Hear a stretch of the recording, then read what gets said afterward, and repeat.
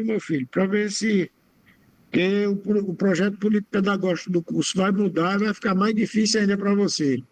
Boa noite, Emerson. Emerson. Boa noite. Professor, eu vou esperar 3 minutos, pode ser? Pode, fica à vontade. Porque. Alexandre, boa noite, Alexandre. Opa, boa noite, professor, tudo bom? Tudo em paz? Boa noite.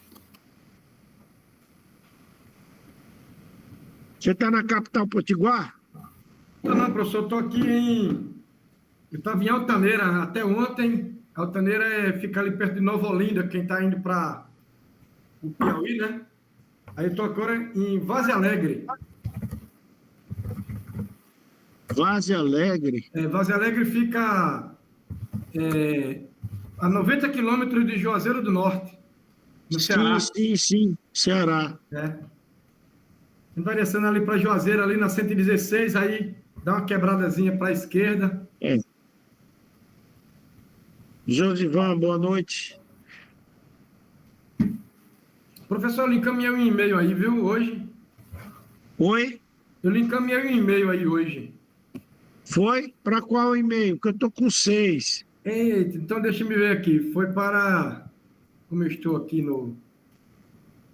Vamos ver aqui. 6 e-mail, professor? É complicado, hein? Damasceno João, @gmail.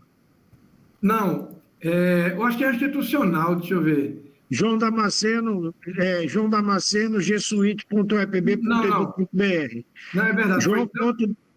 Damasceno, Damasceno. Damasceno João, @gmail. Pronto. Vou olhar aqui agora e te dou a resposta, se der tempo ainda hoje, viu? Tranquilo. Não tem pressa não, mas o senhor vai ver o que é.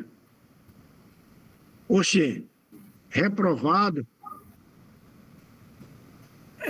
Que está na... Eu acho que foi a professora conversar com o Luciano, né? Mas, assim, antes da gente começar as aulas... Não, mas isso é fácil de resolver, não se aperrei, não. Acho que deve ser só um status lá no sistema, entendeu? Aí eu mostrei aí que eu... Amanhã mesmo eu passo para a Dani e ela resolve isso rapidinho. Tranquilo. Tá? Vou dar logo aqui para ela que ela... Amanhã eu estou indo para Natal, volto segunda-feira. Aí eu vou para Natal, eu gosto quando eu vou, que eu saio quebrando aqui por dentro de Cajazeira, Souza, até Pombal. Vai pelo sertão. Lugar bom de passear, né? Sim. Aí eu pego para Pombal, ali para Serra Negra do Norte, aí Caicó, Currais Novos, né? Acari, Currais Novos e Natal. Boa noite, Carlos. Viu mais alguém? Deixa eu ver. José Lenildo.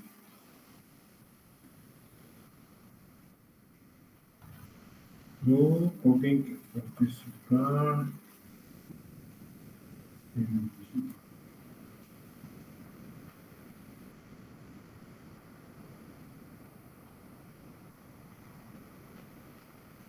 Boa noite, Alex.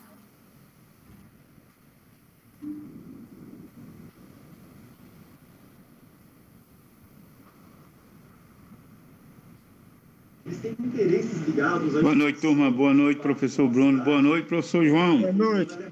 Boa noite, meu amigo. Boa noite. Tudo em paz, Alex? Gente, é o seguinte, já estou passando 1 minuto. Como vocês sabem, é uma prática nossa acolher o professor e na aula passada, infelizmente, na live passada, infelizmente eu não estava ciente, acho que passei batido. Eu estava sem a senha das turmas e não estava conseguindo visualizar quem já tinha. E eu não tinha conseguido falar com o professor, porque estava com problema, ele me explicou que teve Covid, a gente não se encontrou. Mas, de toda forma, nunca é tarde.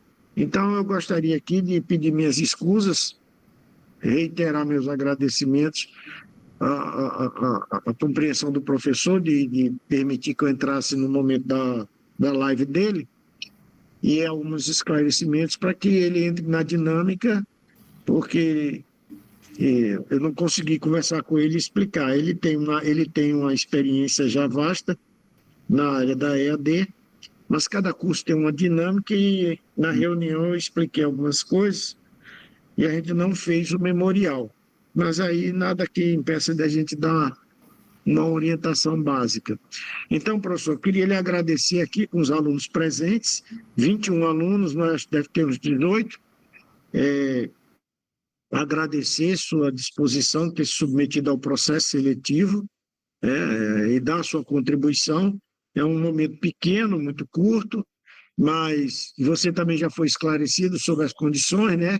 Por conta dos acúmulos, acho que você está ciente, mas você terá, sim, o seu, a sua retribuição a tempo.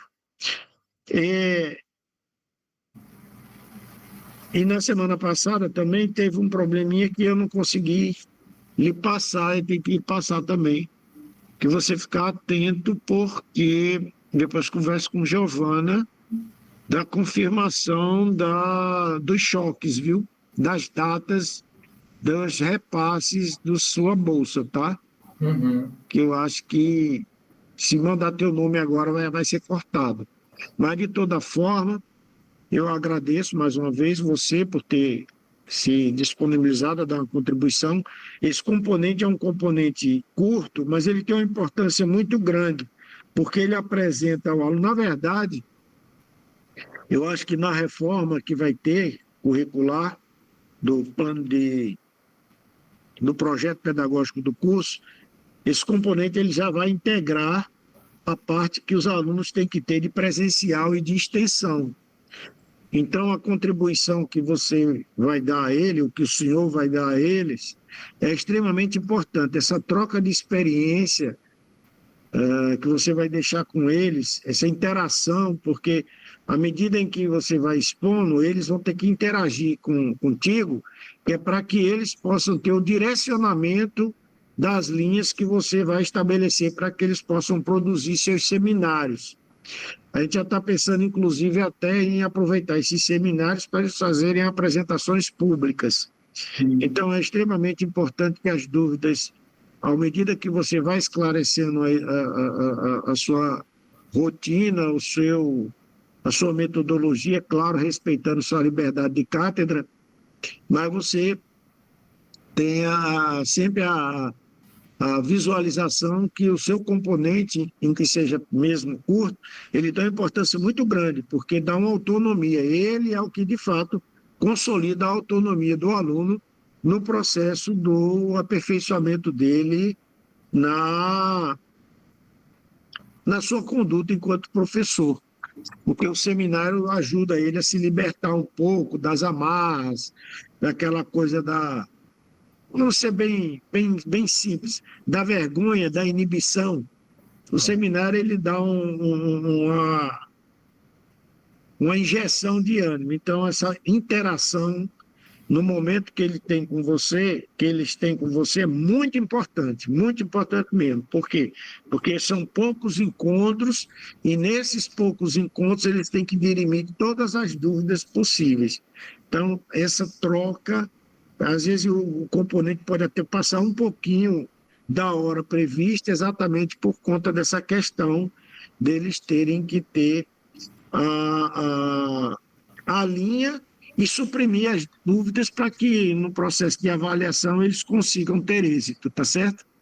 Então eu agradeço a você, sei que você está disponibilizando aí o melhor que você tem, o seu currículo lhe endossa isso, fico muito feliz, seja bem-vindo ao nosso curso, a nossa formação, haverá outros componentes, já tem edital aberto para a próxima seleção, de professores para a próxima turma, que será a turma 25-1. Então, você também, eu acho que já vai poder se submeter, né? E o êxito do seu trabalho aqui é que vai ajudar na chancela do seu processo de seletivo para as próximas turmas. Então, renovo meus agradecimentos, solicito a sua compreensão com as dúvidas deles, porque é importante, muitos já têm experiência e outros experiência alguma, e eles precisam dar luz. Quem vai dar o farol é você, com sua expertise e capacidade didático-pedagógica. Então, seja bem-vindo. Fica aí meu registro da ausência da aula passada, foi involuntário, tá certo? Foi involuntário, mas eu tinha que vir fazer essa acolhida. Na próxima semana já não faço mais isso, você já está devidamente acolhido e recebido. Sinta-se em casa, desempenhe seu trabalho com todo o seu potencial possível, desprenda aí essa sua capacidade lúdica de fazer com que faça a diferença na formação deles. Porque eu estou apostando em uma turma que não é pequena, mas também não é grande, e eu estou apostando que todos eles, todos, não vai ficar ninguém, a gente vai segurar na mão de todo mundo, e todos eles concluam no mesmo tempo. Para não acontecer o que aconteceu com algumas turmas passadas, que inclusive a gente tem um colega aqui que está enfrentando esse momento difícil, e a gente vai tentar ajudar eles. Então fica aí meu agradecimento. Já tomei 18 minutos de sua live. Fique à vontade para fazer qualquer queixa, qualquer demanda. E fico registrando, aproveitando aqui para deixar meu boa noite a Alex, mais uma vez, a Álvaro, a Emerson, Antônio Bezerra, Nusca, Carlos Paiva, Davi, olha aí, Davi, Dinho, Fábio, Girlene, Israel, Alexandre já está sendo providenciada a solução do seu problema. José Lenildo, Joseane, Josivan, Marciel, Martinho, ZYZ458, Ranieri, Rinaldo, Samir, que saiu ainda há pouco, já está aí na aula, o Anderson e Igor. Muito obrigado a vocês pela participação, presença e bom ânimo. Estamos todos juntos, viu, pessoal? Confiante em vocês. Professor Bruno, fique à vontade para me chamar a atenção se quiser. Não, professor, eu só tenho a agradecer aí. Boa noite, professor. Pois não.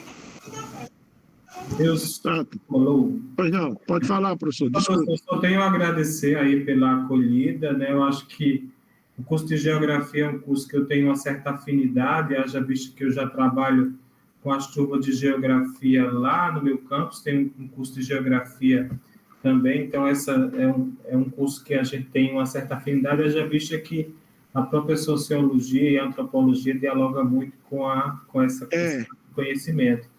Então, agradeço as boas-vindas, fiquei muito contente de poder compartilhar meus conhecimentos aqui com a turma. Já tive uma primeira experiência na aula anterior e senti que todos estamos dentro de um espaço de um aprendizado coletivo, né? Então, isso contribui muito não somente para nós enquanto educadores, mas também para um processo que se dá dentro de uma via de mão dupla, né? Então, isso é muito bom.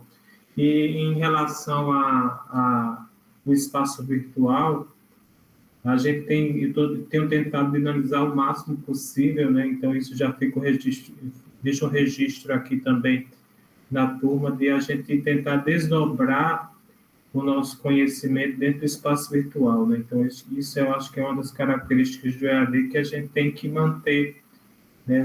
Tentar ampliar o que a gente conversa aqui dentro do espaço virtual. Haja vista que nossas aulas elas não se resumem somente a esse contato, né? É verdade. Então, agradecer ao professor João pela oportunidade e qualquer demanda, qualquer questão, pode entrar em contato comigo aqui, que eu estou disponível.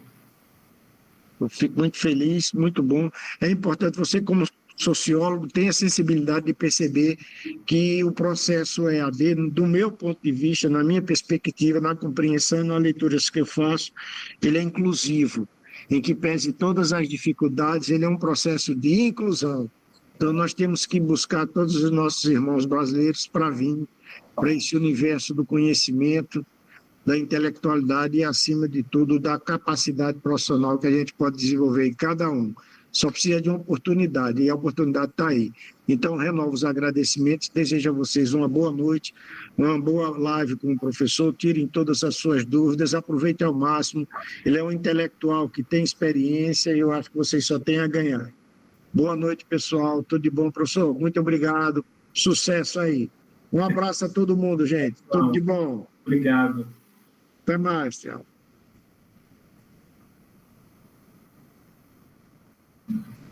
Então, pessoal, vamos lá. Deixa eu ver quem quer entrar aqui.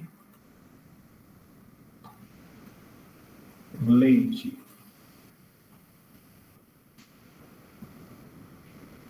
Só um momentinho, pessoal, aqui.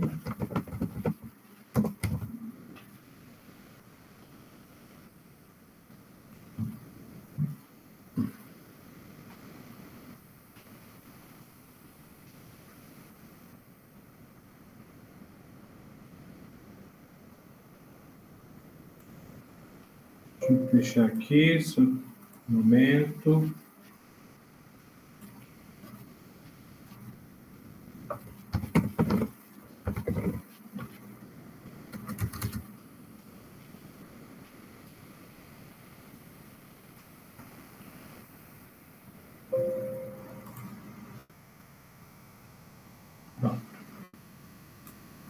Então, pessoal, boa noite a todos e todas, né, novamente.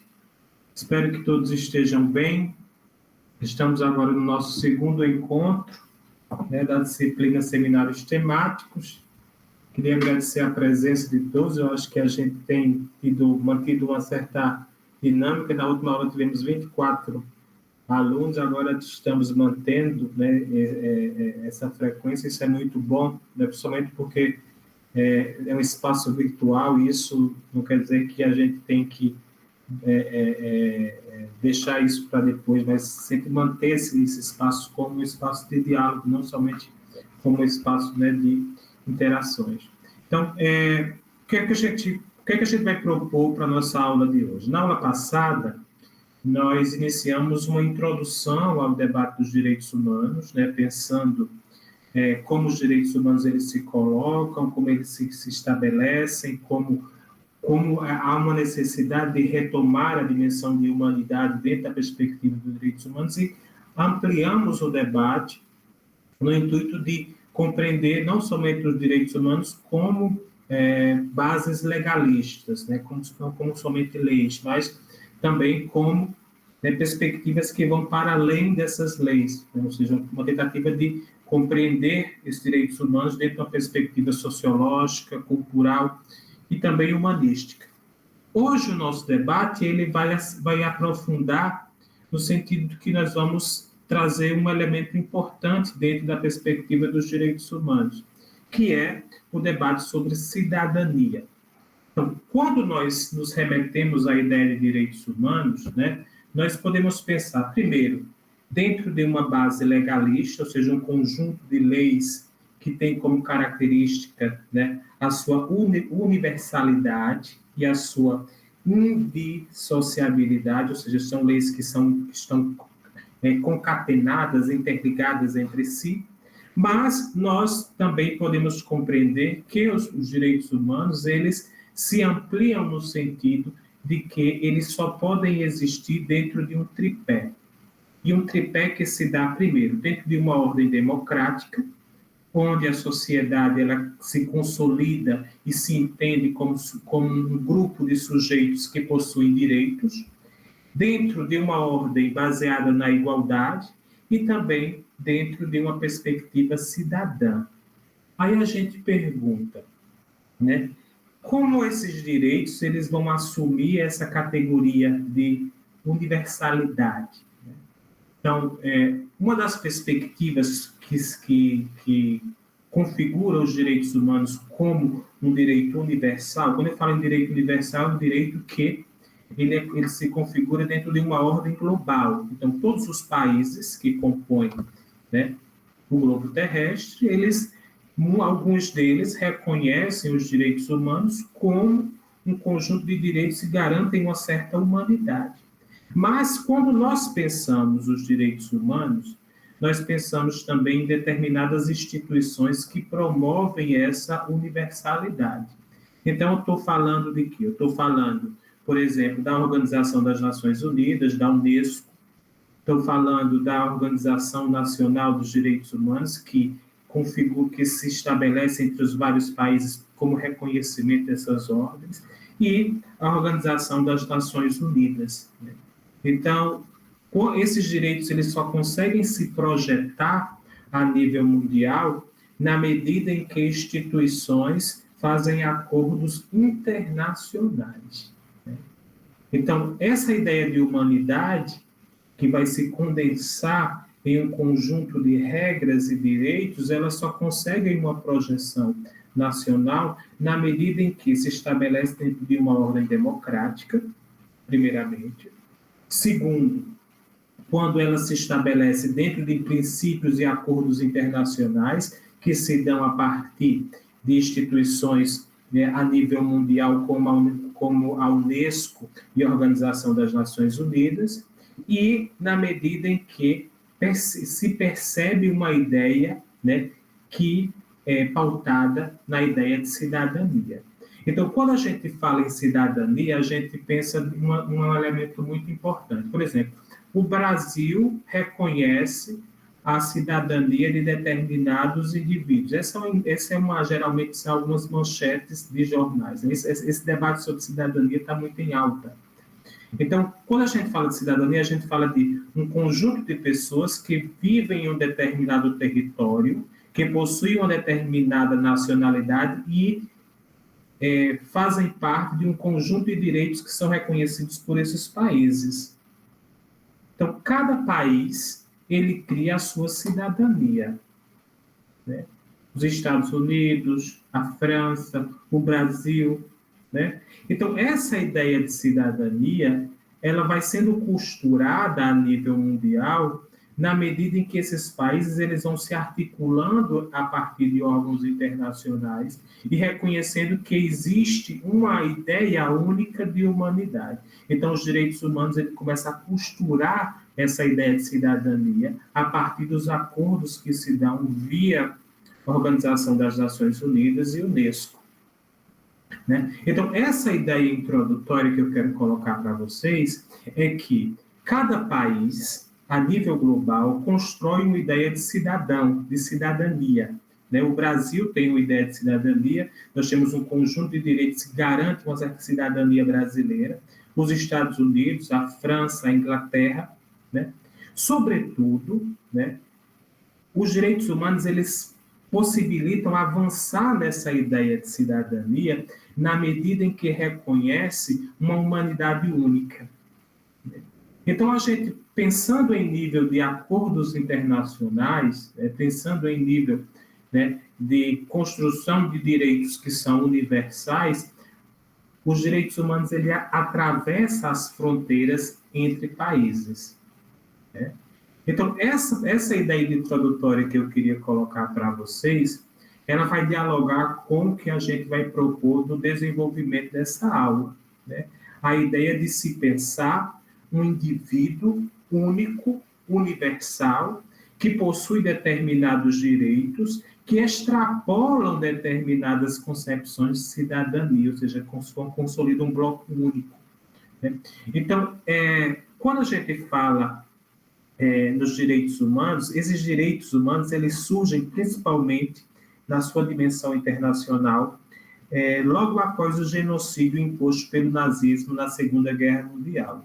Foi nesse período que começa a se escrever, né, em 1948, 1950, né, uma ideia de humanidade universal, que vai culminar nesse conjunto, né, de ideias que vai ser denominadas de Declaração Universal de Direitos Humanos. Então, esses acordos que antes eram regidos pelos próprios países, né, ou seja, os próprios países delimitavam uma ideia de humanidade, que era entendido como cidadania, né? Cada país construía a sua ideia de cidadania. Então, uma ideia de cidadania é direito à educação, uma ideia de cidadania é direito à saúde, uma ideia de cidadania é direito a condições básicas de vivência. Então, quando o indivíduo ele nasce no território brasileiro, ele tem um conjunto de direitos que são garantidos, né? E esses direitos, eles se colocam principalmente dentro da ordem teórica. Ou seja, quando eu falo na ordem teórica, a gente pode falar assim, ó, esses direitos estão somente nas leis. Na prática, isso não existe. É muito comum a gente, aliás, é muito contrastante a gente ler a Declaração de Direitos Humanos e ver que muito do que está ali é uma garantia que se dá dentro de uma ordem teórica e legal. Na prática, isso não assume uma substancialidade, uma materialidade, né? Mas, na medida em que esses direitos eles são consolidados de maneira legal, para se garantir a uma cidadania plena, é necessário, por exemplo, que esses países que reconhecem determinada cidadania façam com que esses direitos ganhem força, materialidade. Por exemplo, nós temos direito à saúde. Mas para ter direito à saúde é necessário que se construam hospitais. É necessário que tenha políticas públicas de saúde, né? Então, essa garantia formal, ela se materializa na medida em que existe uma ordem democrática, né, que possibilita que esses determinados indivíduos eles lutem pelas suas garantias e pela sua cidadania plena. Então, os direitos humanos ele não é algo dado, né? Ele é um direito formal, teórico, legal, que ele só vai existir na medida em que essas garantias elas se efetivem na prática, de forma material, né? Então, eu vou colocar aqui um slide, né, para a gente pensar um pouquinho essa ideia, né, dessa materialidade que sai de uma dimensão teórica das leis dos direitos humanos para, né, a garantia de uma cidadania plena. Né? Ou seja, o que seria uma garantia? Por exemplo, se eu tenho direito à educação, então, se está escrito dentro de uma garantia, né, formal, como os direitos humanos, como as garantias que se dão dentro dos âmbitos estaduais, nacionais, então é necessário que se construa, por exemplo, que se construa escolas, que dê garantias que esses regramentos legais eles se efetivem. Deixa eu colocar aqui um slide só para a gente refletir um pouquinho aqui. Deixa eu ver, do atual. Vocês estão vendo, gente? Me dê um oi, por favor, por mensagem aí. Por mensagem não, sim, professor, dá para ver, sim. Pelo áudio, né? Então, existem dois movimentos dentro da vida em sociedade que faz com que se garanta determinadas formas de cidadania. Primeiro, né, para que o Estado ele exista, é necessário se fazer acordos, concessões com diferentes grupos diferentes grupos da sociedade. Por exemplo, se uma ordem democrática, alguém está querendo entrar aqui, deixa me ver.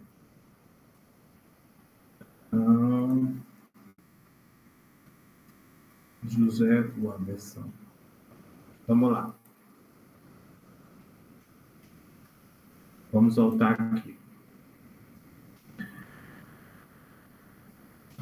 Para que a sociedade exista, principalmente dentro de uma ordem democrática, é necessário fazer concessões dentro da vida em sociedade.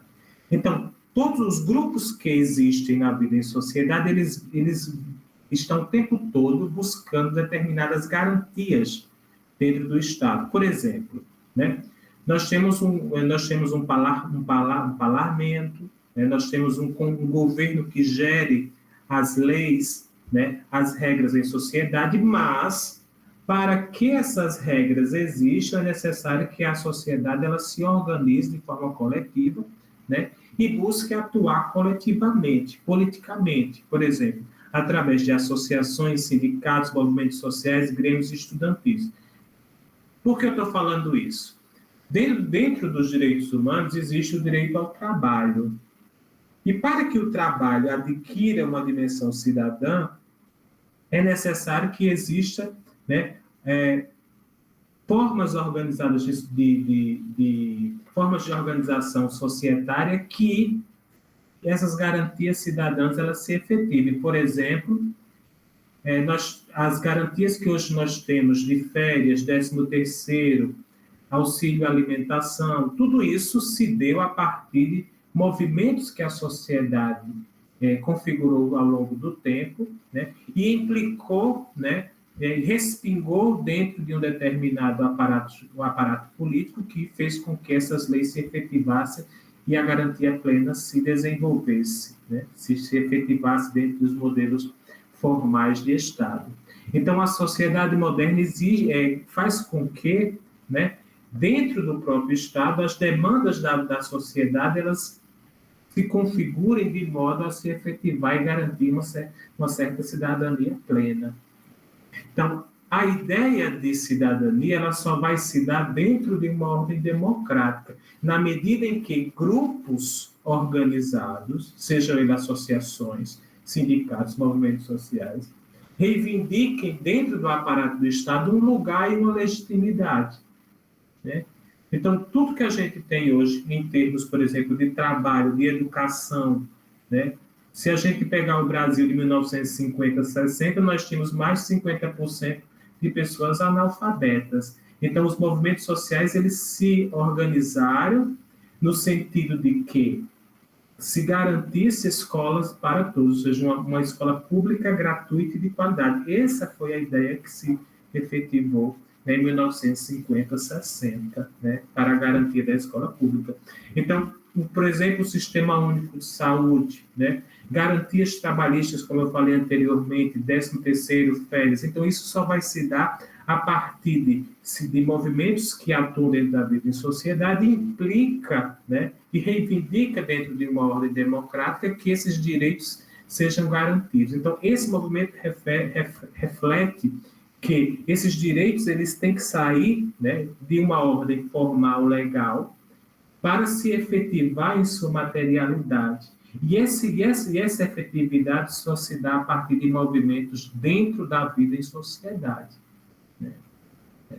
Então, não basta somente ter, no conjunto de direitos, uma garantia, como, por exemplo, direito à saúde, direito a trabalho digno, se dentro, né, dessas configurações, dentro dessas garantias de direitos, eles não se efetivam, né? Então, parece que a ideia que se tem nessa questão que eu estou levantando aqui para vocês é que a cidadania ela é construída coletivamente, né? Então, se os direitos humanos ele é uma garantia formal, e ele se constrói dentro da ordem democrática, é essa ordem democrática que vai construir uma ideia de cidadania.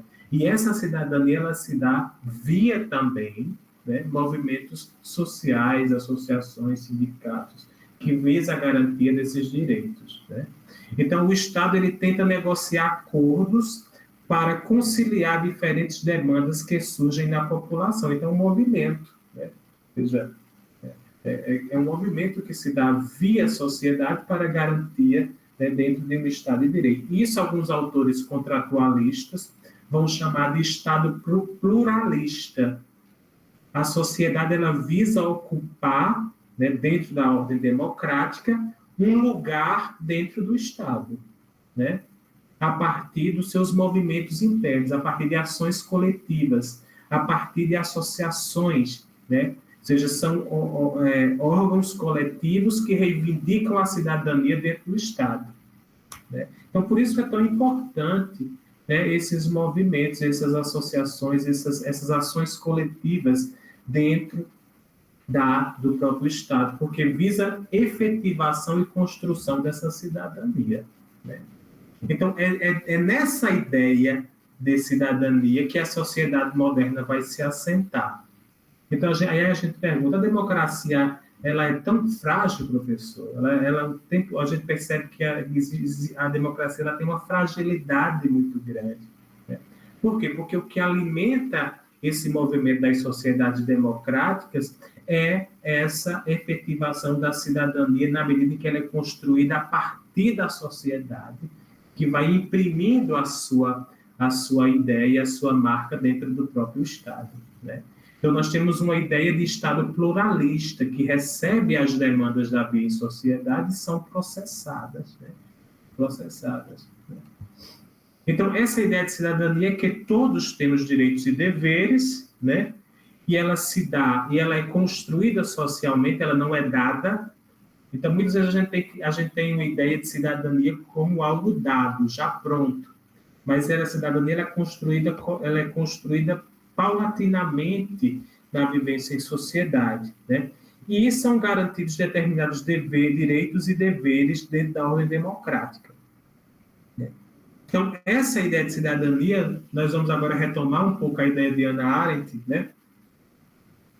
Reflete um conjunto de direitos e deveres de um determinado indivíduo dentro de um território, né?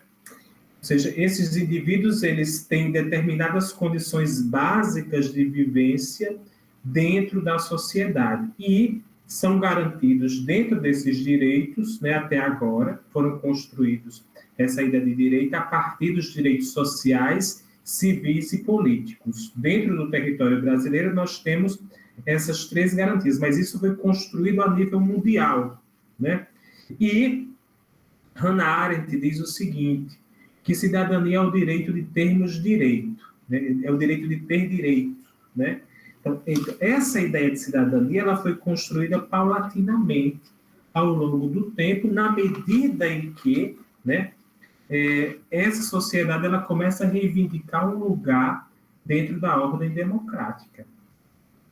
Se a sociedade moderna ela tá se construindo, aí ela tenta imprimir a sua ideia dentro do Estado, a partir de ações coletivas, a partir de atores coletivos, como sindicatos, associações, grêmios estudantis, movimentos sociais como um todo, ela vai imprimindo as suas condições e as suas garantias. Então, quando nós falamos de que a cidadania ela se diferencia de um país para outro, a gente está refletindo o quê? Refletindo que muito dessas ações coletivas, sindicatos, associações, né, que existem em cada país, eles conseguem imprimir de maneira diferente a sua marca dentro do Estado, né? Conseguem construir a sua cidadania de maneira totalmente diferente. Por exemplo, nós, no Brasil, nós temos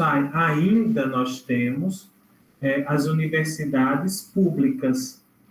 Essa universidade que a gente está cursando, né, ela tem natureza pública, porque ao longo da nossa trajetória, foram construídos e negociados dentro do Estado uma educação que tinha em sua particularidade a dimensão pública, né? Então, desde a formação da educação básica ao ensino superior, nós temos um sistema público a nível estadual e federal. Em outros países, as universidades, elas têm, principalmente alguns países da América Latina, como Chile, México, né? Elas são públicas, porém pagas, né? Então, isso mostra como esses movimentos, né, de construção da cidadania vai se dar de maneira diferente dentro de cada país, né? Aí quando a gente relaciona essa ideia de cidadania com direitos humanos, a gente consegue perceber que a ideia de cidadania é construída bem antes, né? Está presente bem antes da Constituição Universal dos Direitos Humanos. Cada país constrói uma ideia de cidadania. Então, no século, né, na Grécia Antiga, eu estou falando da Grécia Antiga, os homens com mais de 25 anos eram considerados cidadãos dentro da polis, da cidade, né? Então, tinha alguns direitos, né?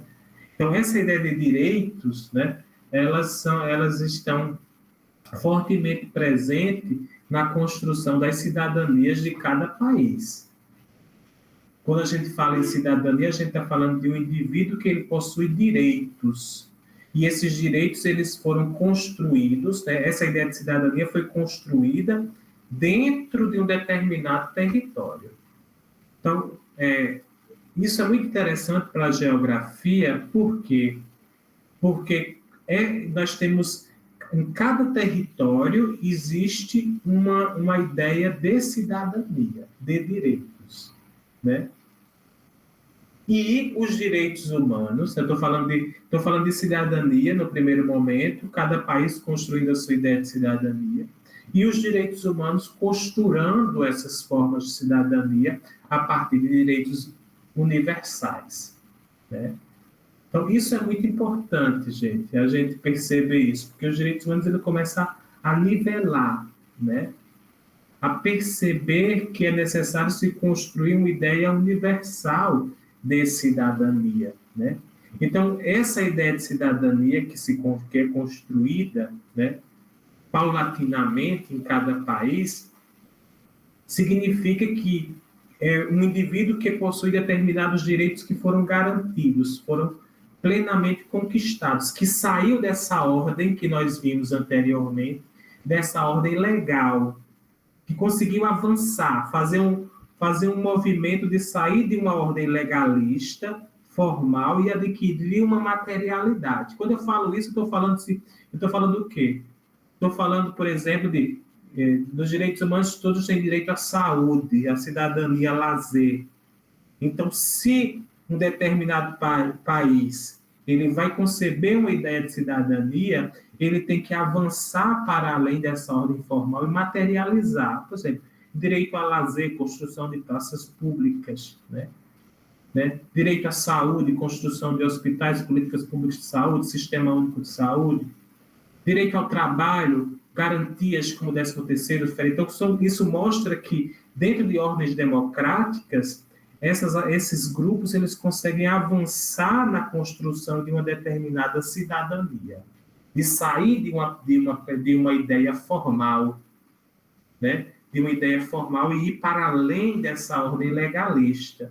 Então, quando a gente percebe isso, entendendo isso, enquanto geógrafo, eu posso perceber que existem infinitas maneiras de construção plena da cidadania.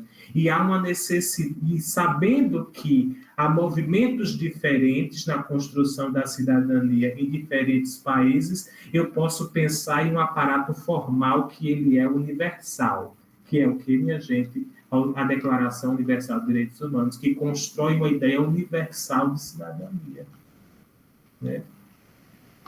Então, isso coloca uma questão para mim. Sabendo que a cidadania plena ela é conquistada, construída pelos países de maneira diferente, e eu tendo uma declaração universal que garante um tipo de cidadania que ela é universal e indivisível, né? Indivisível, eu estou colocando o quê? Eu estou colocando o quê? Que, ao compreender essa ideia universal, eu posso ver as lacunas dos avanços dessa cidadania em um país ou outro. Eu posso pensar o que deve ser conquistado. Eu posso pensar que ideias devem ser colocadas dentro dessa perspectiva mais ampla de direitos humanos, né? Então, uma das questões mais importantes dentro desse debate de cidadania vai se dar desde a emergência da sociedade moderna industrial, da sociedade capitalista industrial, finalzinho do século XIX, começo do século XX, que é a ideia de pobreza. A ideia de pobreza. Se a gente pensar, a pobreza ela é um fenômeno social. Desde que existe sociedade capitalista moderna, que o fenômeno da pobreza persiste. Né? Persiste. Desde que eu me entendo como pessoa, como indivíduo, como cidadão, o fenômeno da pobreza existe. Então, é quase que um fenômeno constitutivo dessa ordem capitalista moderna, né? Então, há uma necessidade de pensar, primeiro, um fenômeno que é único. Se esse fenômeno é único, é necessário também que se pense esse fenômeno a um nível mundial, universal. É necessário aparatos legais que repensem tudo isso e organizações que se articulem frente a esse fenômeno, como, por exemplo, a Unesco, a Organização das Nações Unidas, né? Que vem tentando costurar, né, essa ideia, né, de combate à pobreza a nível mundial.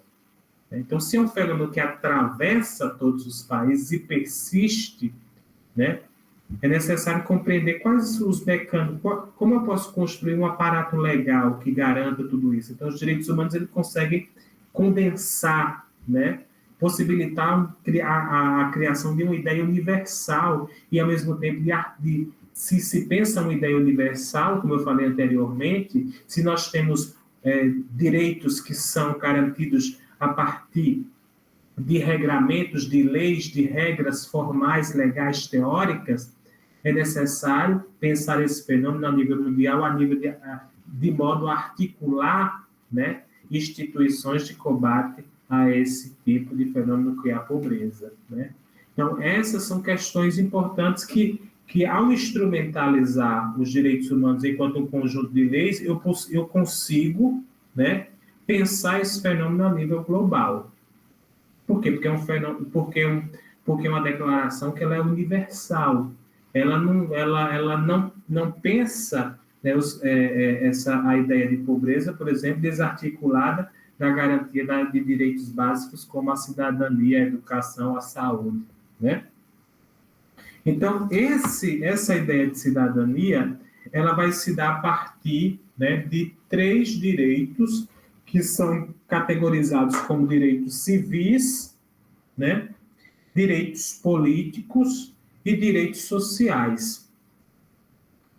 Os direitos civis, né, remonta desde o século XVIII, né?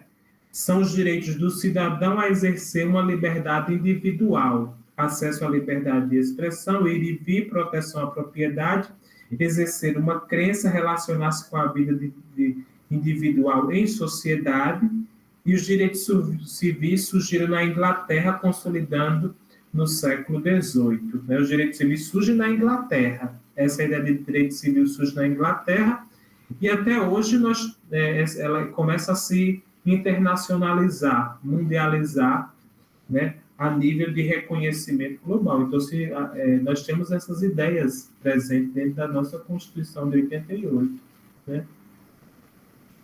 Os direitos civis. Então, esses direitos, eles marcam, né, primeiro, uma ideia de liberdade individual, pautada principalmente no acesso à liberdade. Então, nós temos aí inúmeros tipos de liberdade: crença, proteção à propriedade, né, expressão, direito à imprensa, né, liberdade de imprensa, liberdade de pensamento, fé, direito à propriedade, justiça, garantias que se dão através da igualdade, né? Os direitos políticos, né, que vai se constituir no século XIX, são aqueles direitos que permitem ao cidadão participar do exercício do poder político, direito ao voto, manifestações políticas, participar de partidos políticos e se candidatar a cargos públicos, né? Os direitos sociais se consolidam na Inglaterra no final do século XIX, começo do século XX. Primeiro, como ampliação do direito ao voto pelos homens e depois com o reconhecimento dos direitos políticos pelas mulheres. Então, a gente percebe que a garantia da cidadania ela não se dá somente a partir da Constituição de Direitos.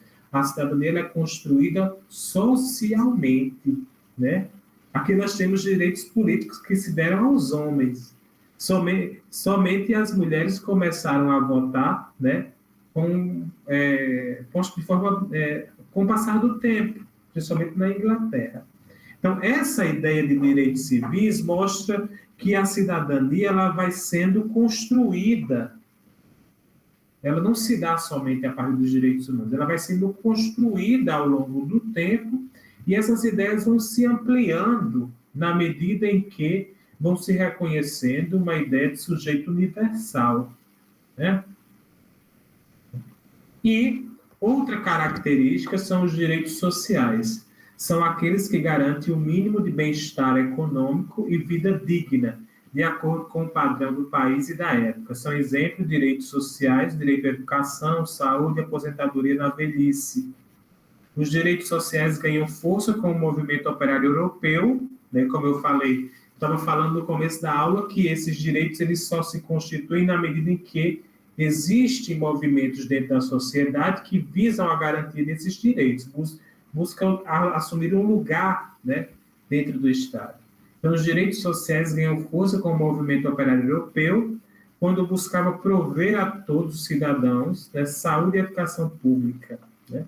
Então, essa ideia de direitos, ela começa a se desenvolver, né, a se ampliar com o genocídio, né, do nazismo da Segunda Guerra Mundial, 1948, começa a se consolidar uma necessidade de costurar essas ideias de cidadania. Se cada país possui uma ideia de cidadania, isso foi construído desde a Grécia Antiga. Cada país tinha uma ideia própria de cidadania, né? Então, aí, os direitos humanos tentam articular essas ideias a ponto de construir um direito que ele é universal, que ultrapassa as barreiras, né, e as fronteiras geográficas. E, ao mesmo tempo, uma coisa muito importante de se consolidar existe para que esse direito ele seja reconhecido por um determinado país, esse governo ele tem que reconhecer os direitos humanos como direito universal, né? Não é assim, os direitos humanos eles não se impõem, né? Eles são regramentos, né, teóricos, legais, normativos, mas para que ele nasça e germine dentro dos países é necessário que essa cidadania ela seja construída, né? Seja reconhecida, se torne inteligível, né? Se torne expressiva e, ao mesmo tempo, legal, formal, reconhecida como formal pelos países, né? Se a gente, por exemplo, a gente pode falar que existe direitos humanos, mas se determinado país não reconhecer esse conjunto de leis como legítimo, ou seja, todas essas articulações que a gente está colocando aqui, ela não se constrói plenamente de maneira cidadã dentro desse país, né? Ou seja, se a gente for pegar, né, quais os países que aderem ao conjunto de direitos humanos, a gente vê que nem todos os países reconhecem os direitos humanos como regramentos, como normativas legais. Então, está aí a importância de instituições como a Unesco, né, como a Organização das Nações Unidas, os acordos internacionais entre os países, de modo a reconhecer os direitos humanos como direitos universais, né? Então, a ideia que nós estamos colocando aqui é que os direitos humanos, por si só, eles só existem na medida em que eles são instrumentalizados. Instrumentalizados no sentido de quê? De que essa cidadania ela é construída coletivamente pelo Estado e pela sociedade, né? Um exemplo que eu coloquei no começo da aula foi, por exemplo, a educação pública. No Brasil, nós tínhamos mais de 50% de analfabetos em 1960. Foi necessário que os movimentos sociais organizados, as associações, reivindicassem a educação pública e a escola para todos. Esse exemplo é tão gritante que eu utilizo com meus alunos. Se você perguntar, os seus avós estudaram até que série? Né? E você estuda até que ano? Isso mostra o descompasso da construção dessa garantia. A educação é um direito à cidadania. Na medida em que eu sei ler, eu tenho acesso aos símbolos, à compreensão do mundo, às vivências, a poder me comunicar melhor, a poder transmitir conhecimento, né? Então, esses países, na medida em que eles instrumentalizam uma ideia de cidadania, eles criam também as suas próprias ideias, que são particulares de cidadania, né? Então, no Brasil, a gente tem a Constituição de 88, que faz o regramento nosso, né? Se abre ao debate e, ao mesmo tempo, incorpora muitos dos elementos dos direitos humanos, né? Nós temos também o Estatuto da Criança e do Adolescente, o Estatuto do Idoso, né? Tudo isso se desdobra a partir de uma ideia universal e, ao mesmo tempo, de uma ideia particular, né, de cidadania brasileira, né? Então, a gente consegue identificar, fazendo 3 movimentos na nossa aula. A gente consegue pensar 3 movimentos, três reflexões importantes na nossa aula, que é o seguinte, vamos lá, deixa eu só voltar aqui para a apresentação, pronto. A gente consegue fazer 3 reflexões importantes na nossa aula. A primeira é que cada país, cada sociedade cria uma ideia de cidadania. Ao longo do tempo, cada sociedade cria uma ideia de cidadania. Quando você nasce em determinado país, você tem alguns direitos, né? Direito a nascer, direito à segurança, direito a você participar das instituições, como escolas, né? Ter acesso à saúde, andar livremente dentro das cidades, ter direito a se comunicar de forma livre. Então, ao longo do tempo, essa ideia de cidadania foi construída, né, pelas nações. Na medida em que há revoluções, como, por exemplo, a Segunda Guerra Mundial, a Primeira Guerra Mundial, a nível global, mundial, foi-se necessário criar-se uma ideia de cidadania que ela é universal, né? Universal, que surge a partir, né, da Declaração dos Direitos Humanos. E, ao mesmo tempo, para que essa ideia de cidadania ela saia dessa normativa formal, teórica, é necessário que ela seja construída dentro das ordens democráticas. E, para ser construída, é necessário que os movimentos sociais, associações, grupos organizados reivindiquem de direitos, né, que garantam essa cidadania, né? Essa cidadania no sentido de que garanta educação, saúde, né, acesso às instituições como a universidade de maneira pública, né?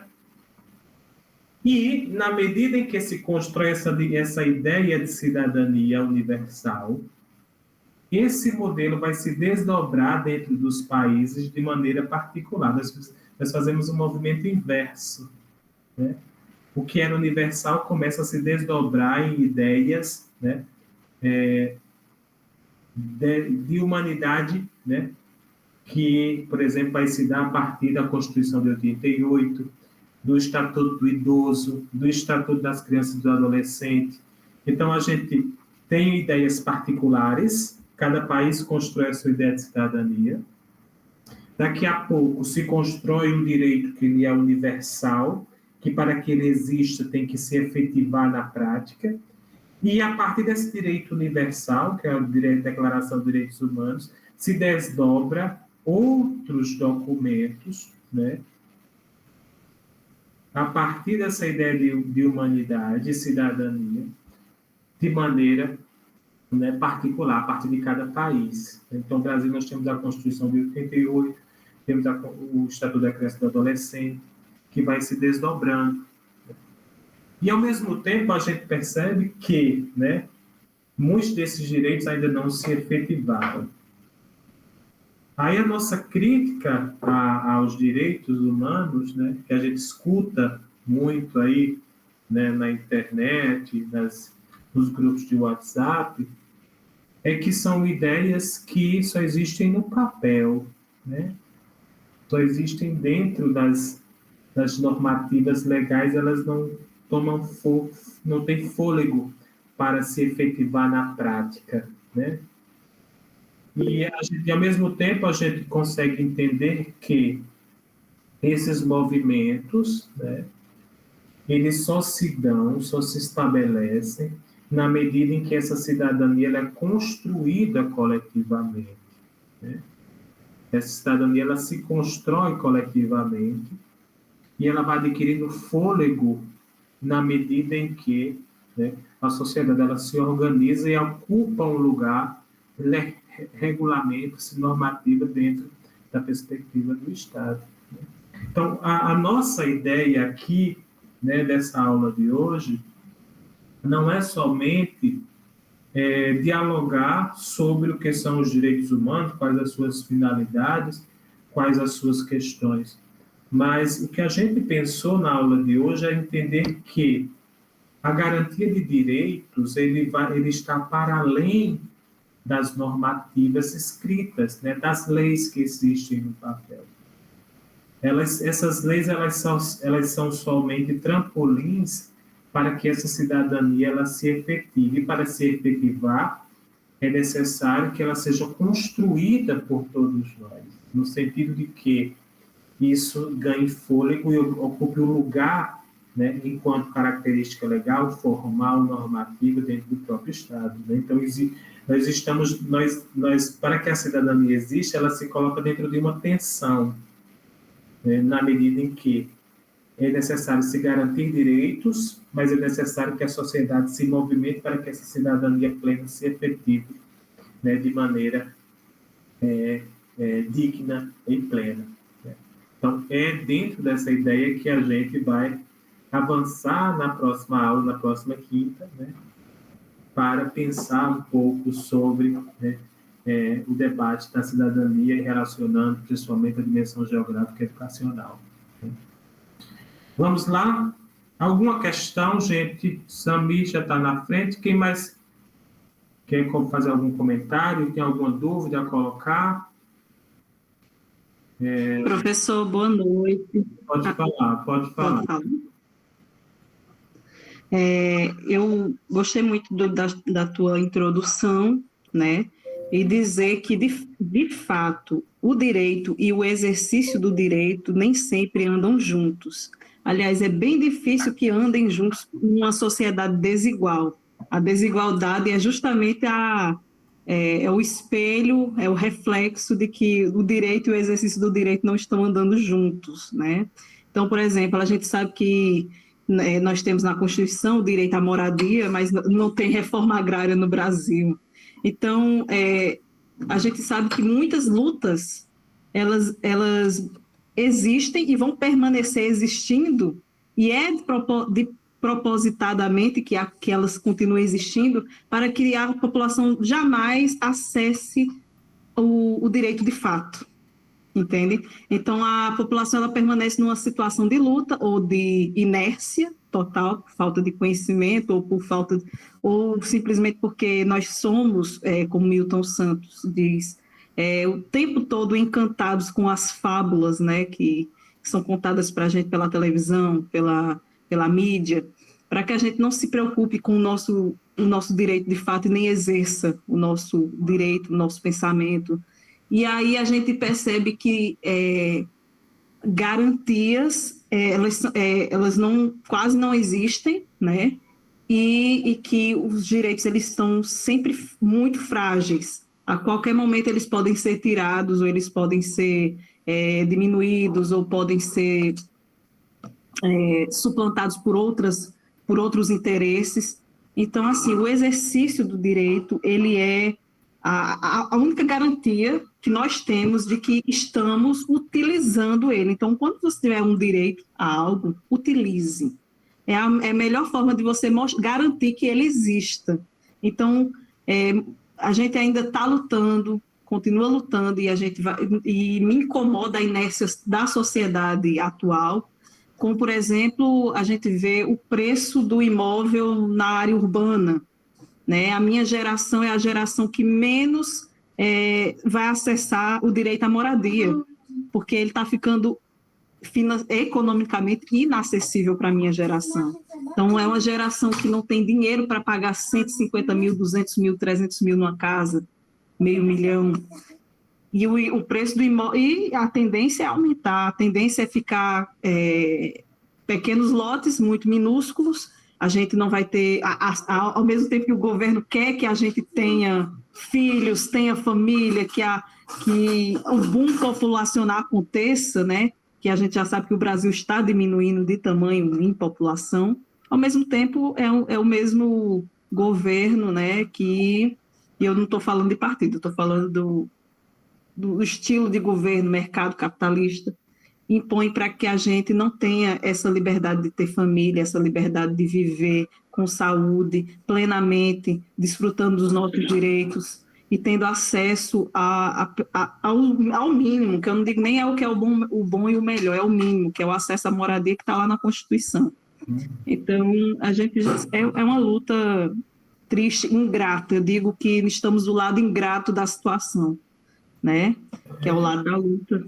Essas lutas são as mais visíveis, né? São as mais expressivas que a gente conhece. Mas se a gente for, por exemplo, pensar, né, muitas das questões de moradia são atravessadas, por exemplo, pela grande especulação imobiliária, por exemplo, a ampliação desses parques eólicos que vem destruindo muito da nossa fauna, nossa flora. Muito dessas questões não estão sendo discutidas, não estão na ordem do dia. Muitos dos avanços que nós tivemos em termos de reforma agrária não avançaram.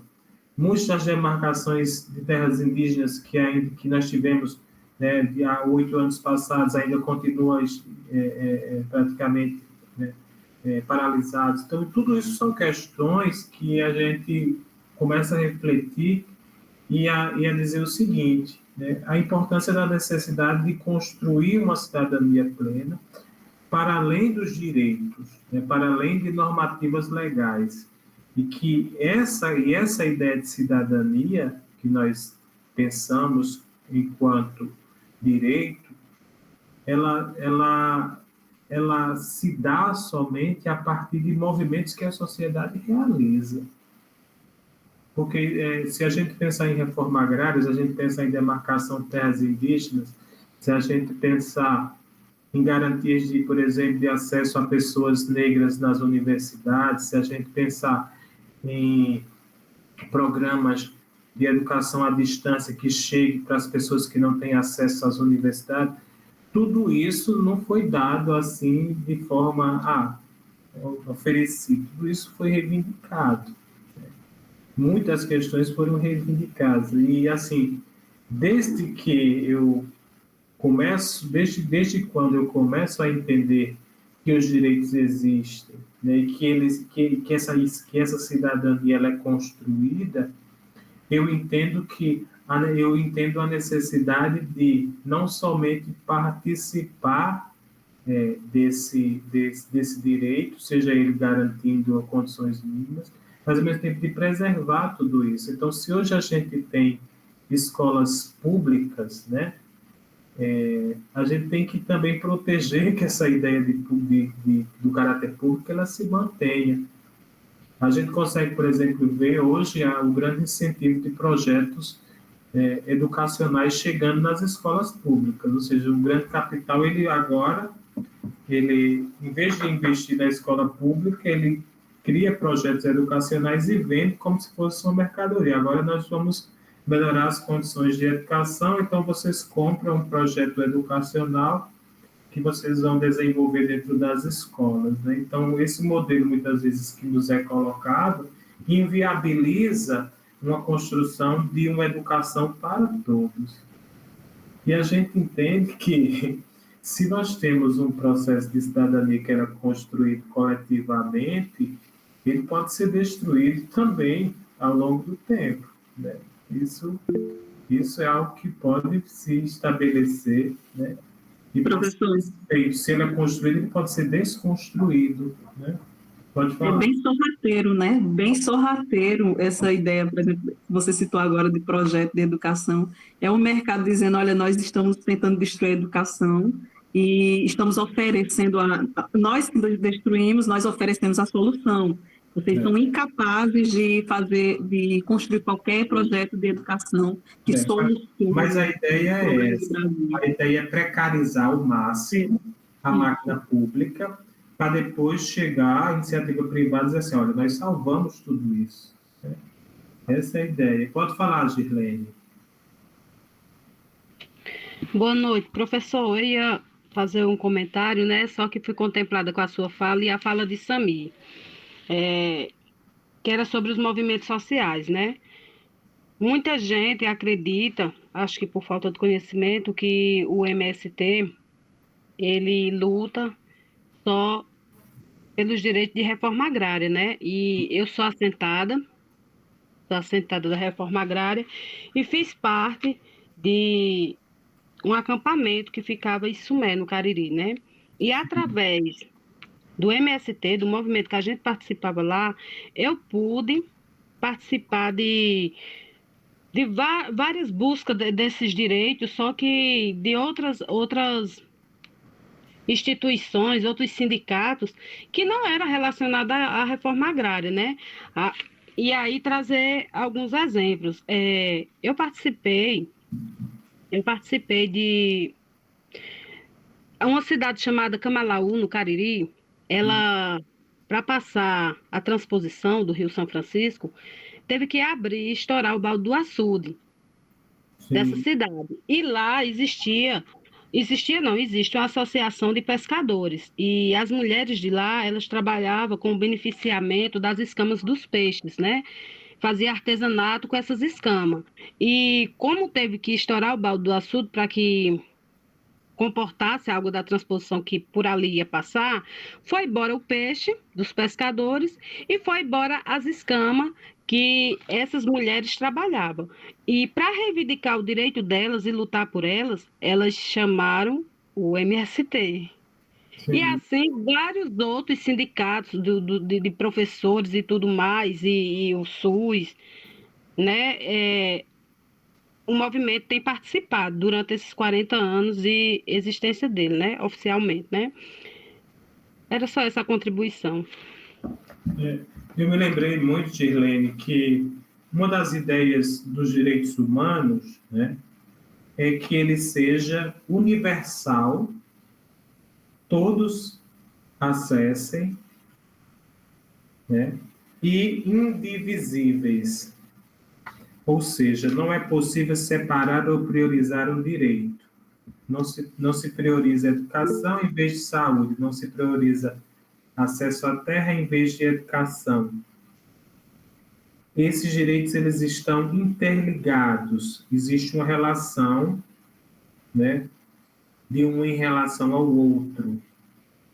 Ele depende, né, do conjunto para existir, depende de um conjunto para existir, uns em relação aos outros. Então, essa ideia que você traz do Movimento Sem Terra, né, mostra que a garantia de direitos, ela não se dá somente pelo acesso à terra, né? Se dá pelo acesso à educação. Se você pegar os movimentos do movimento MST, você consegue ver que ele não somente se resume ao acesso à terra, mas existe toda uma ideia de vivência em comunidade, de educação das crianças, educação política, formação de líderes, né? Então, isso a ideia de cidadania, ela é indivisível.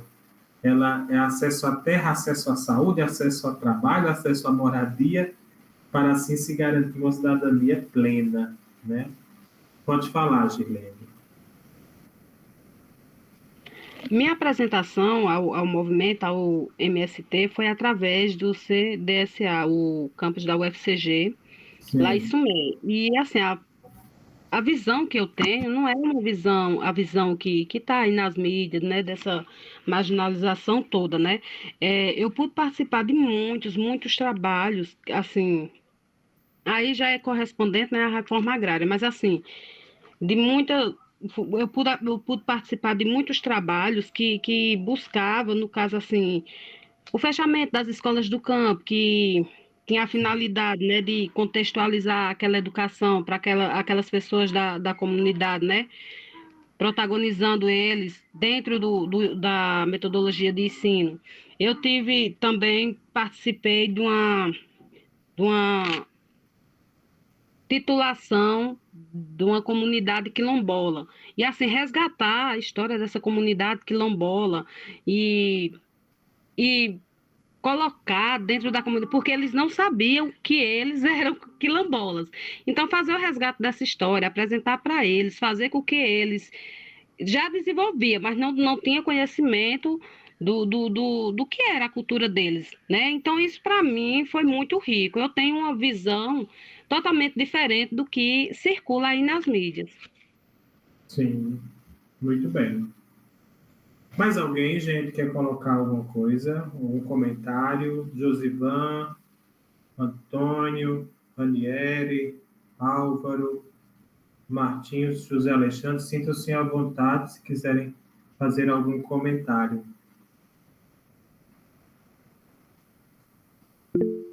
Pode falar, Samir.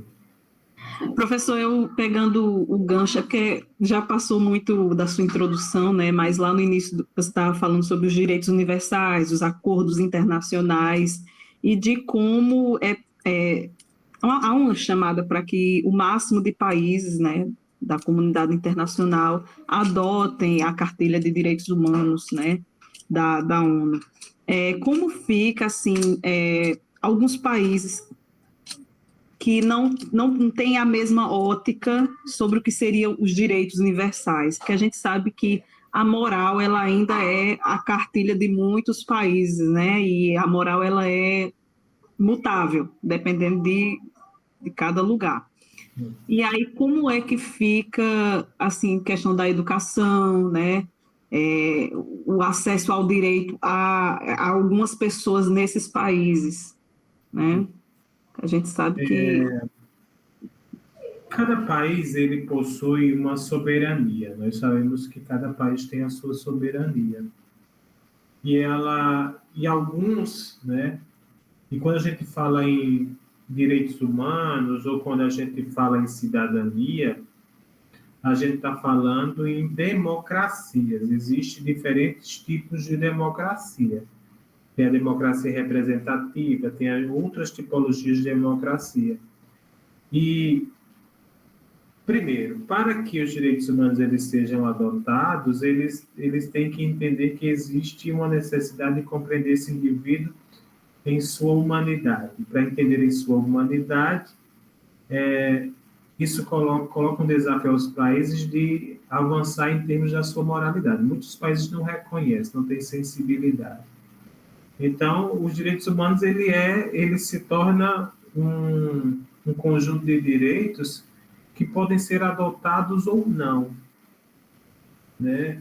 Podem ser desdobrados em outros direitos ou não. Então, cabe a esses acordos internacionais. Muitos acordos, eles são construídos de modo a pensar em suas democracias, no avanço das suas democracias. Reconhece os direitos humanos como a possibilidade de aperfeiçoar a democracia.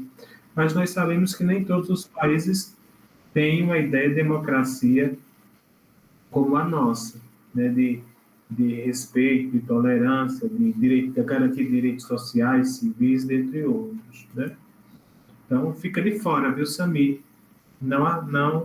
Não compactua com essa ideia, né? Martinho coloca: esses direitos devem ser inseridos no Estado Democrático de Direito, justamente. Ele só ganha forma se estivesse dentro de um contexto democrático, né? É por isso que há um grande esforço hoje de derrubar democracias, né? Claro. Para que certos direitos eles deixem de existir. Se você destrói os direitos, você não tem bases legais para a construção de uma cidadania.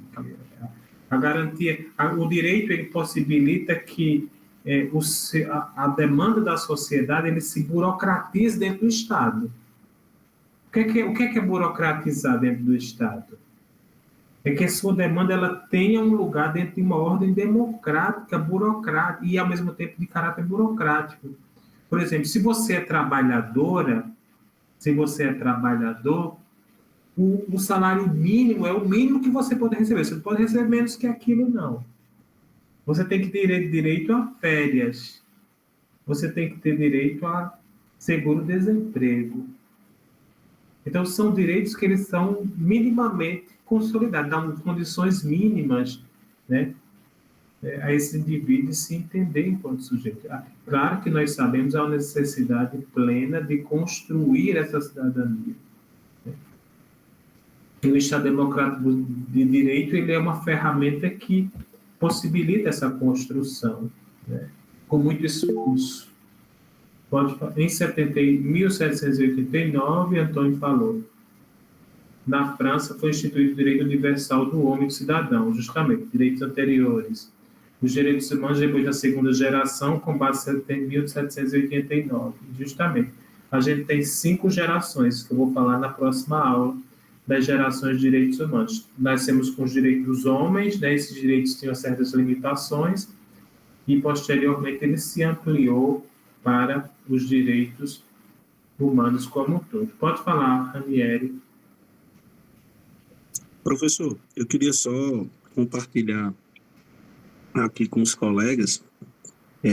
Tem uma coisa que hoje em dia não mais, porque as próprias emissoras passaram a ter uma vigilância maior acerca disso, porque estava incidindo numa série de ações judiciais, né, por conta de movimentos ligados aos direitos humanos, Ministério Público e outros órgãos. No Brasil, nós somos muito habituados a esses programas policialescos da TV. E no rádio também. No rádio, eu ainda acho que existe uma vigilância menor acerca do que os comunicadores falam, porque, obviamente, a televisão, por ser um veículo de comunicação de massa, assim como o rádio, mas ele, por ter imagem, ele atrai mais as pessoas, né? Mas só compartilhar com os colegas que na Paraíba a gente teve uma série de questões relacionadas à violação de direitos humanos por conta de apresentadores de programas policialescos que, primeiro, não são formados em jornalismo, e aí, para mim, isso já é um ponto que é grave, porque estão lidando com programas jornalísticos e, por não terem passado pelos bancos da universidade, eles, obviamente, não aprenderam questões das mais básicas em relação ao que é notícia e o que não é, até questões que vão mais além, que vêm para essa discussão, que é sobre questões relacionadas à ética profissional e à preservação dos direitos humanos. Então, quando a gente vê determinados apresentadores, seja daqui da Paraíba ou que já passaram por aqui, que aí vem, né, as famosas frases, né? Bandido bom é bandido morto, CPF cancelado, e uma série de coisas que as pessoas reproduzem em seus grupos de WhatsApp, grupo da família, grupo de amigo, grupo da resenha, do trabalho, enfim. Reproduzem isso achando isso bacana, achando isso divertido, né? Essas pessoas estão meramente reproduzindo algo que vai, né, de encontro, primeiro, à ética profissional, porque não é papel do jornalista estar promovendo esse tipo de coisa,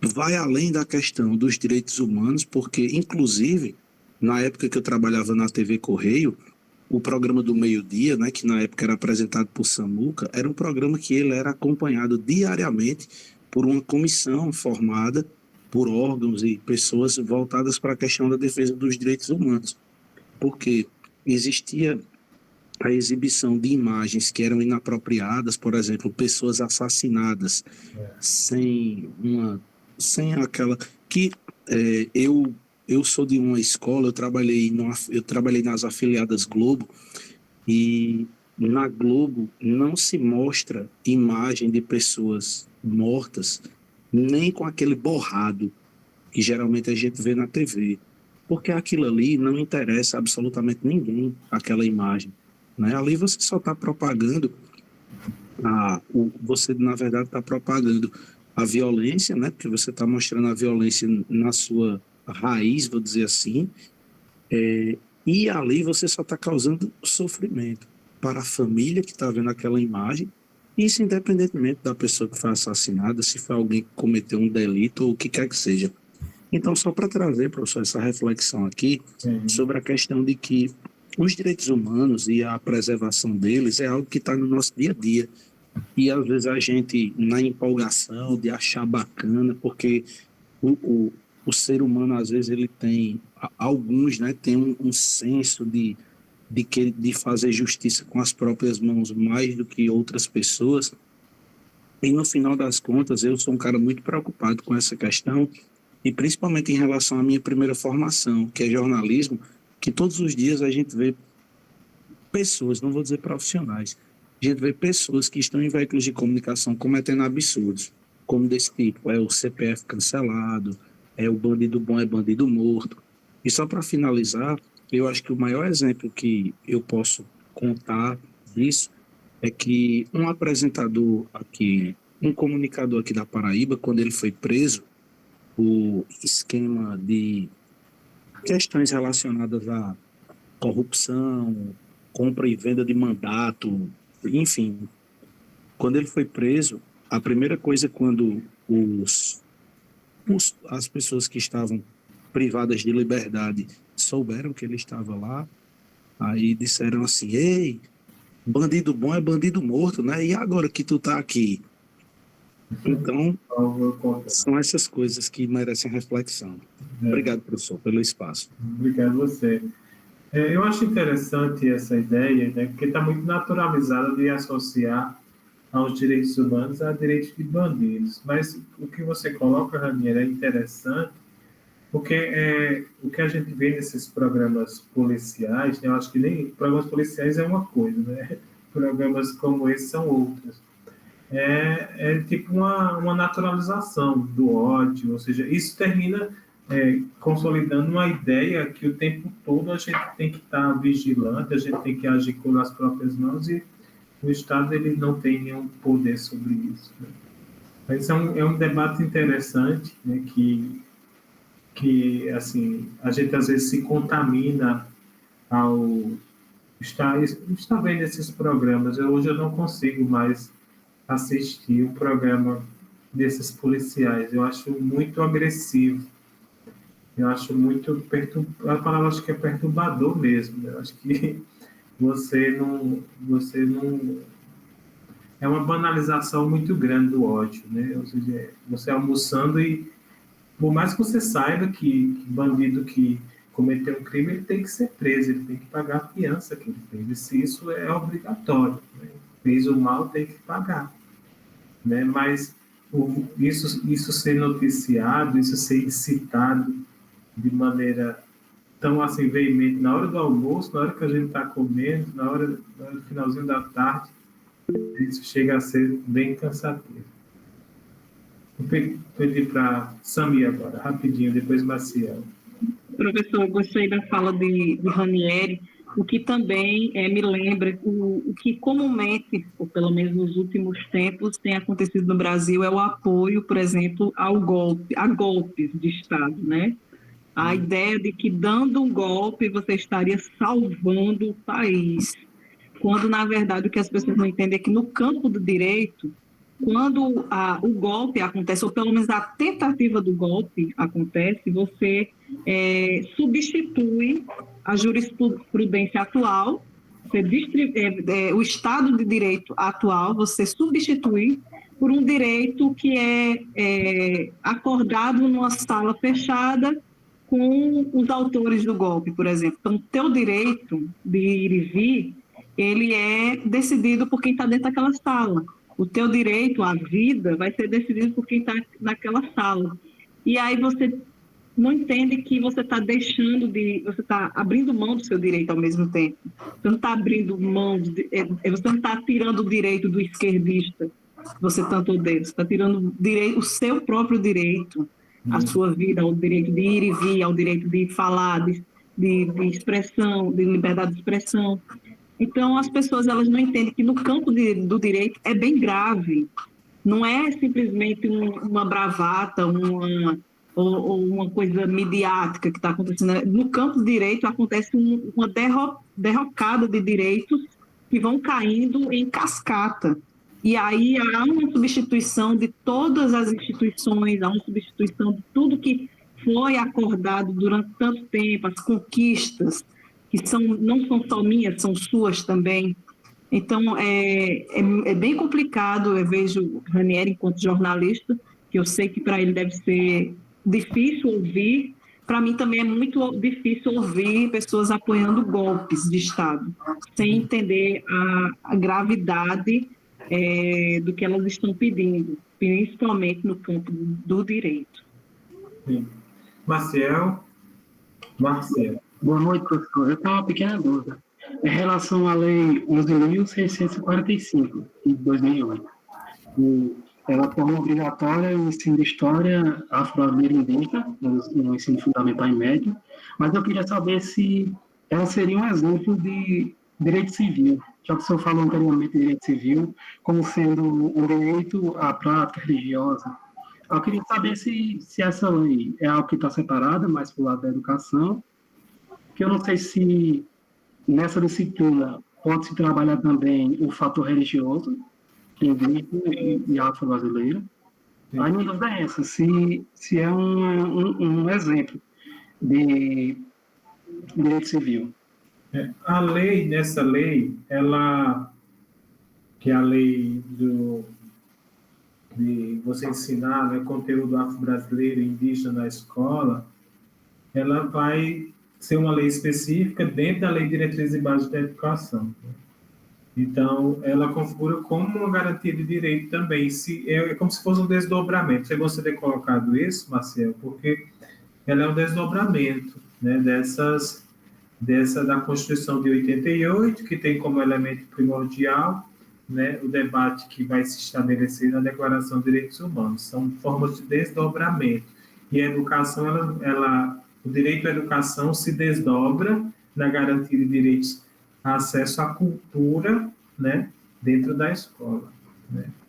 Esse debate é um debate bem mais amplo, né, ou seja, é como se os direitos humanos tivessem acesso à educação, que se constituísse na Constituição de 88 como direito à cidadania e uma Constituição própria do Brasil. Isso vai se desdobrar das LDBs, que se desdobra na Constituição, no direito a acesso à cultura afro-brasileira dentro das escolas, né?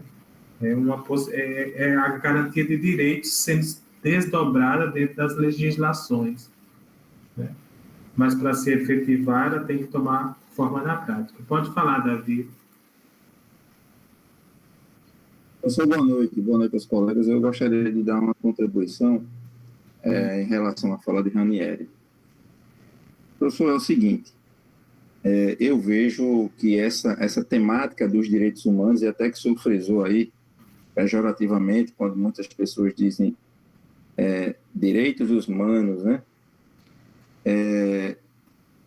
A gente não pode romantizar, mas também essa é uma linha muito, muito tênue. Eu concordo com o Ranieri em relação a jornalistas que tentam banalizar essas reportagens de homicídios, de incidência de crimes, né?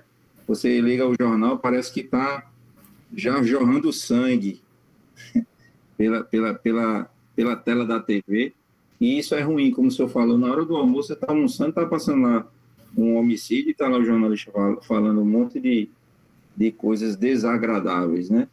Porém, eu gostaria de levar esse assunto a mais profundidade. Por que acontece o crime? Por que acontece a incidência de crimes de uma forma absurda? Parece até que o Estado, a força pública, perdeu o controle sobre o crime organizado, né? O Brasil está se tornando um narco-estado. Hoje saiu uma reportagem, está saindo aí na mídia, que o PCC e o Comando Vermelho estão se aliando para pressionar o Congresso Nacional para facilitar o sistema prisional. Isso é um absurdo, o que está acontecendo no Brasil, se isso for verdade. Então, que direitos humanos é esse? Para facilitar a vida de traficante de drogas, cara que é faccionado, que é presidente, que é líder de facção criminosa, que movimenta bilhões de reais ou de dólares com tráfico de cocaína, com mortes, com homicídios, com a implantação do crime na sociedade. Isso não é direitos humanos. Desculpa aí, professor. Não é direitos humanos, tá certo?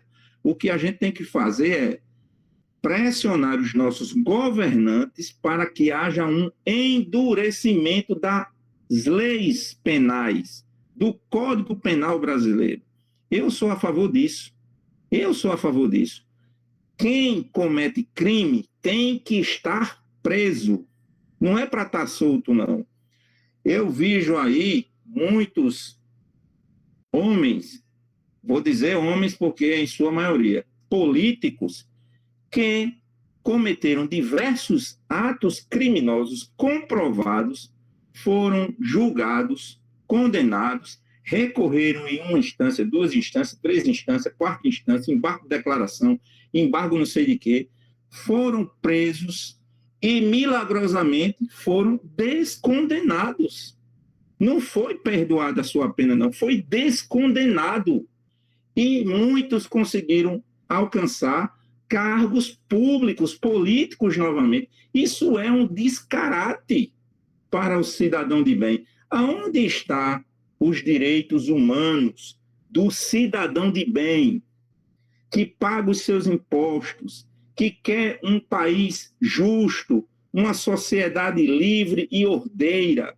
Aonde estão essas pessoas? Então, a gente tem que refletir sobre isso. Não é uma temática fácil.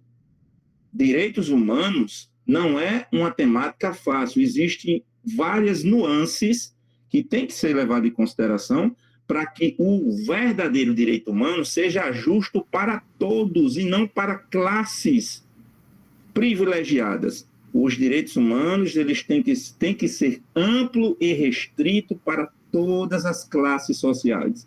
E bandido é para estar preso e condenado.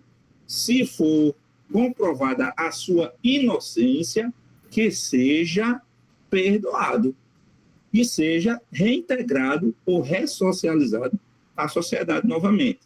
É esse o meu ponto de vista. Muito obrigado, professor.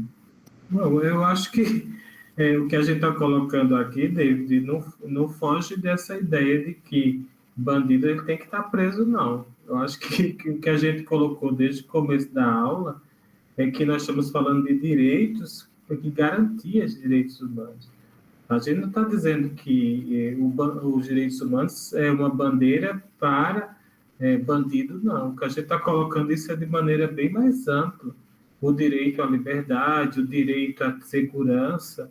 Eu acho que essa visão que muitas vezes as pessoas colocam, e ela é reproduzida um pouco na sua fala, é que os direitos eles estão a serviço de um determinado grupo, de maneira alguma. O que nós estamos colocando aqui é que a ideia de direitos humanos ela é a ideia de garantia da cidadania. Se sua cidadania está sendo violada em termos de segurança, né, como muitos colocaram aqui, que estão inseguros com os números de bandidos aqui, isso aí não tem nada a ver com a ideia de direitos humanos.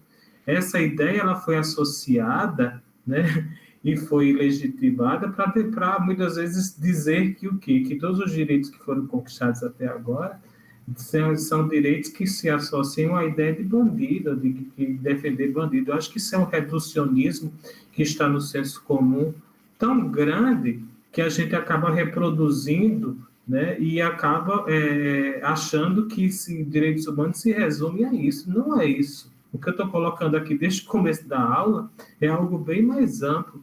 A gente não pode pegar um conjunto de direitos que vai bem mais amplo e reduzir uma ideia dessa, né, de que de defender bandido, de defender...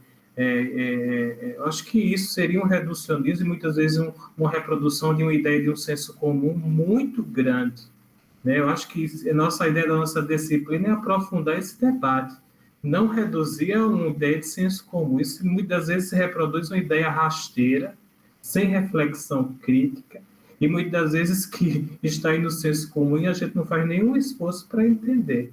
Acho que a gente deveria abandonar um pouco essa ideia e pensar o porquê que essa ideia está sendo reproduzida e qual o interesse está por trás da gente dizer isso.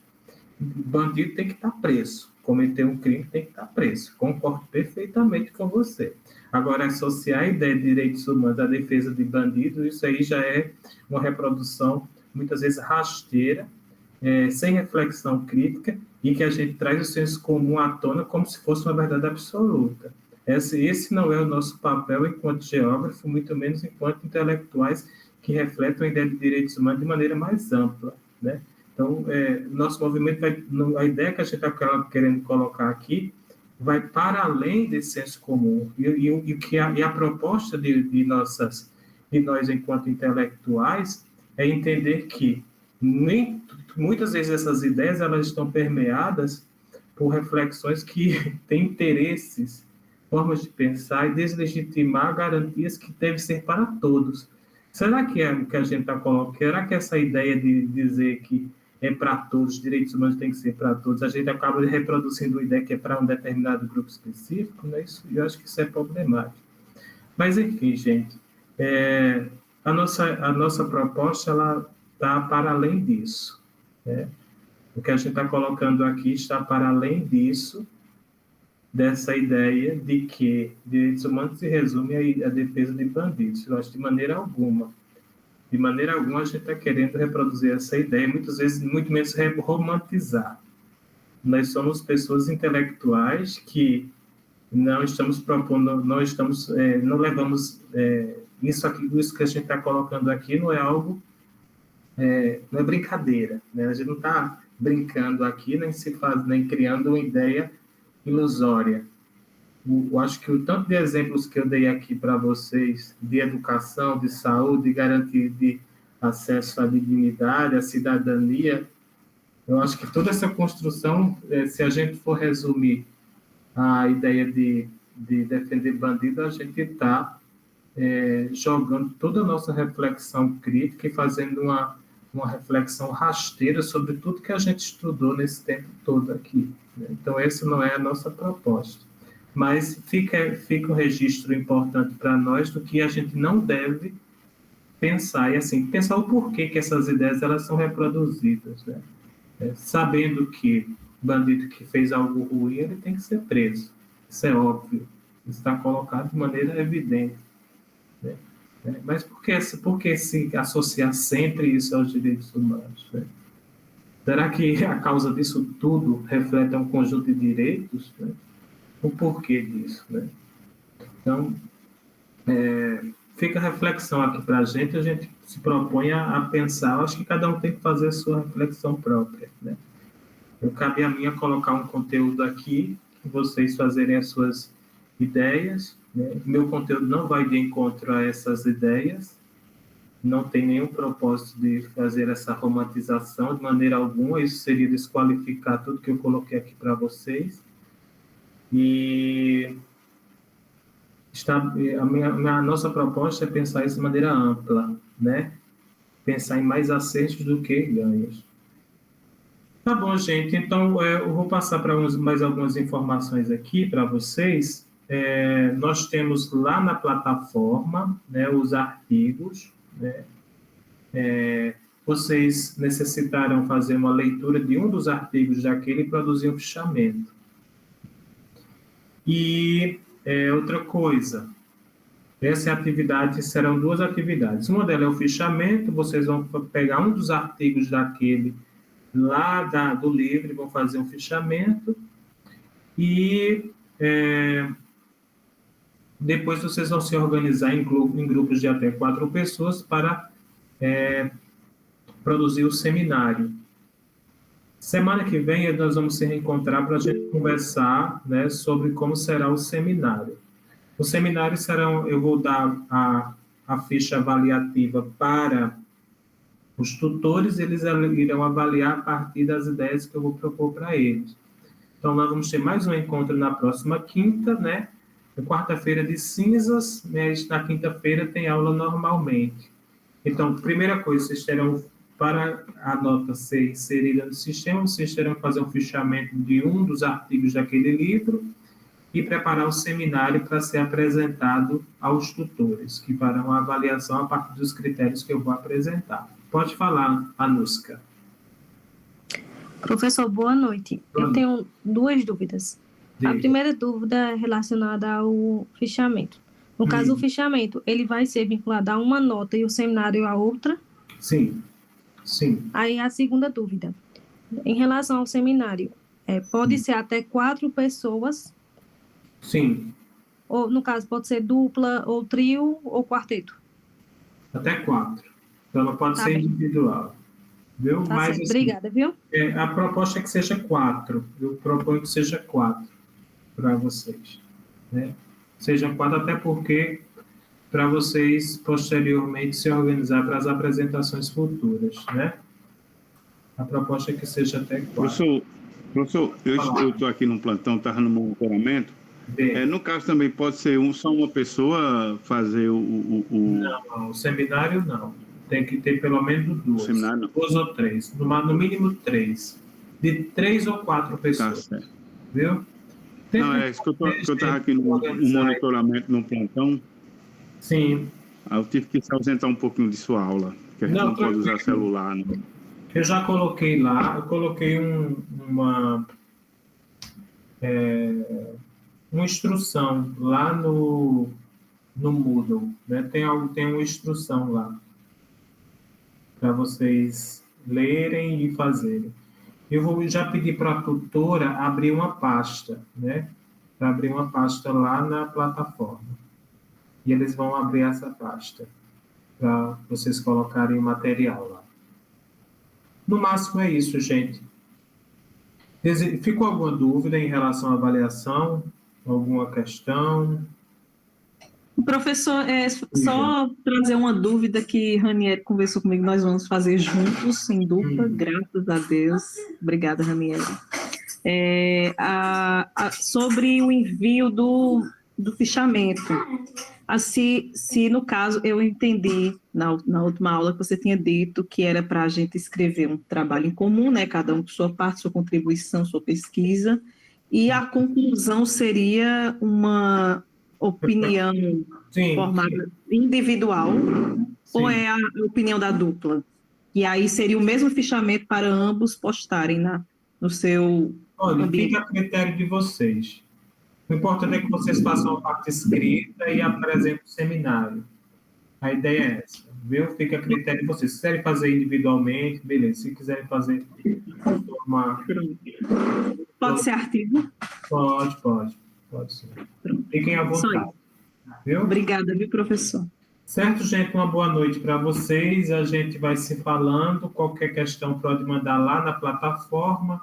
Sinta-se à vontade para perguntar. Esse espaço é um espaço de diálogo e a gente vai construir nosso conhecimento de forma coletiva. E é importante esse diálogo é importante que a gente construa esse diálogo dentro da sala de aula, né? Porque isso é um momento muito importante para a gente entender, desmistificar, questionar, problematizar, né? Tudo que a gente escuta, vê, estuda, problematiza. Então, boa noite para vocês. E até a próxima aula a gente vai se falando. Tchau, tchau. Tchau, professor. Boa noite.